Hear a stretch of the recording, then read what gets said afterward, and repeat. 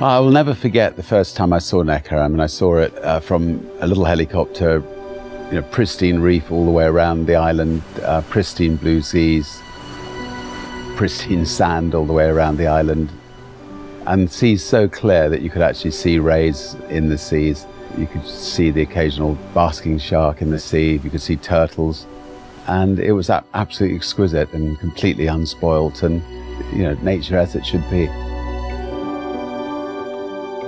And I think as a country boy with a father that loved wildlife, I got interested in wildlife. We used to go for great walks together and he would point out the different birds, and it captivated me. And I think I've been interested in wildlife ever since.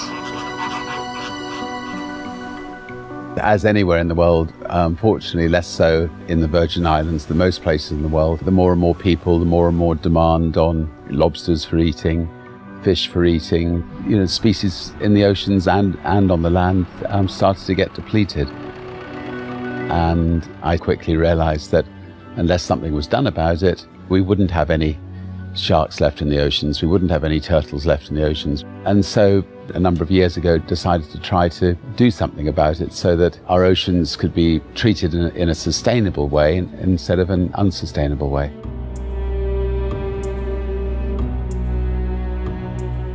I remember distinctly seeing two films. One was Shark Water, made by Rob Stewart, which depicted the mass slaughter of sharks around the world. And then I saw the film The Cove, which made me realize that the slaughter of these beautiful creatures, the dolphins, had to stop. I think those two films influenced me the most. And ever since then, I've either used myself, my blog, my social media to get out there and campaign against issues around the world that I think are wrong and which are going to affect species adversely. I spent a lot of time actually getting out there and diving with whale sharks, with giant manta rays, with sailfish, with humpback whales. Dr. Sylvia Earle has had perhaps more influence than anybody. She is a professor of the oceans. She's studied the oceans. She spent more time under the oceans than I suspect she spent above the oceans. She took me to the Antarctic to open my eyes about the species there. And we worked together on something. We're both ocean elders with a team of 12 other ocean elders. We use our clout with different people in the world to try to campaign to get things changed for the better. There's a very good charity called WildAid that do tremendous oceanic work. They're a campaigning organisation. I've worked with them on shark finning, and they've got celebrities to work with them. We went to China together and held a big press conference in Shanghai to try to persuade the Chinese the damage it did if they bought shark fin soup. He's an enormous celebrity in China. For him to speak out on a subject like this is very, very influential.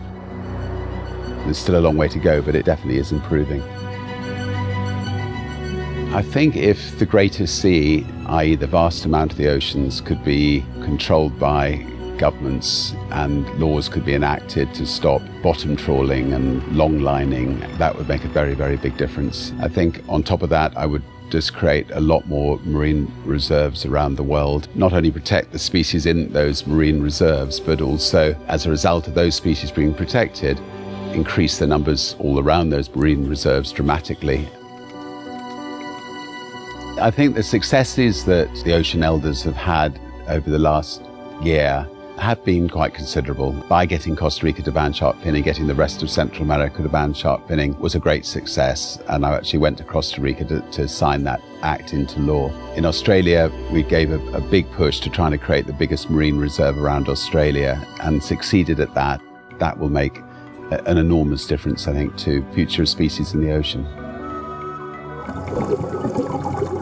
Just occasionally you go for a dive in the oceans and you find an extraordinary reef, extraordinary amount of fish life, and you see the oceans as they were 100 years ago. And that's what we've got to try to get the oceans back to. And I think, with a real push, hopefully we can do so.